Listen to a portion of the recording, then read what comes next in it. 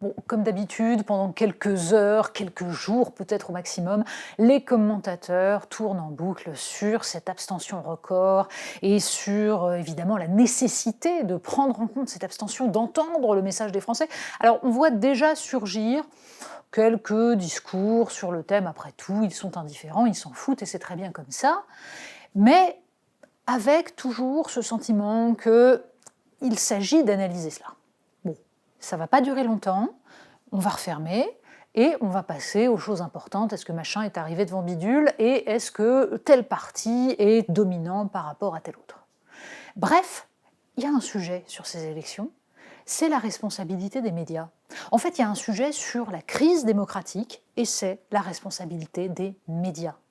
Pourquoi? Eh bien d'abord parce que dans une élection comme celles que nous venons de vivre, les élections régionales, les élections départementales, à quel moment les journaux ont-ils participé à l'effort de pédagogie? À quel moment les télévisions, surtout puisque les Français s'informent davantage par la télévision, à quel moment les télévisions ont-elles permis de comprendre, alors ce qui relève de règles totalement incompréhensibles, on est bien d'accord, mais de fait, justement parce que c'est difficile, il eût fallu préserver un peu de temps pour expliquer les règles du scrutin, les forces en présence, les enjeux.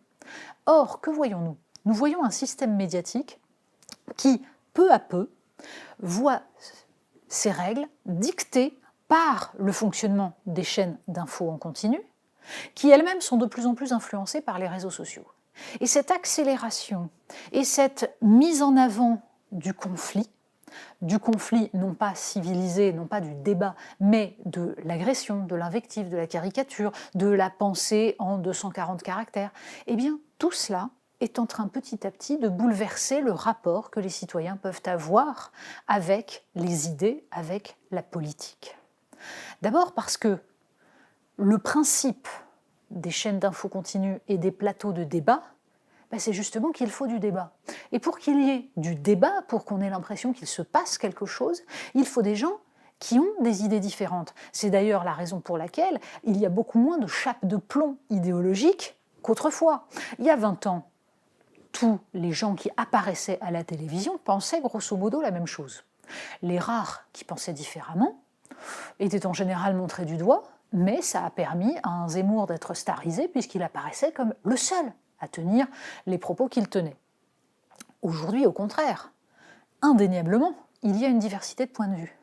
Mais dans la caricature, parce qu'il faut que le débat soit bien voyant, bien criant. Et donc, on prend les plus radicaux de chaque clan, de chaque camp, pour faire entendre une position qui soit hypertrophiée, qui soit excessive, de façon à ce que le débat, le clash, ait lieu. Et la dimension pédagogique du débat, le temps long, la façon d'aller petit à petit dans un propos nuancé, en se rapprochant petit à petit de l'autre, en émettant un pas de côté, tout cela n'est plus possible aujourd'hui dans l'écosystème médiatique. Or, ce qui se passe sur les chaînes d'infos est en train de gagner petit à petit l'ensemble de l'espace médiatique. Il est de plus en plus difficile d'avoir du temps long, d'avoir de la complexité. Ce n'est pas un journaliste par-ci par-là qui est responsable, ce ne sont pas des personnes qui sont responsables. C'est ce que le sociologue Pierre Bourdieu appelait le procès sans sujet, c'est-à-dire que c'est un processus qui se met en place, auquel chacun participe sans s'y penser ou un peu contraint et forcé, et sans qu'on puisse pointer du doigt un individu ou un autre, mais la mécanique semble inéluctable. Il va donc falloir, à un moment donné, se poser la question du rôle démocratique des médias. Comment peut-on accepter que le paysage politique soit réduit à la question de savoir si le Rassemblement national monte ou descend, si c'est bien ou si c'est mal, s'il y a une violence ou pas d'extrême droite? Comment peut-on considérer que c'est cela qui fait le cœur aujourd'hui des préoccupations des Français?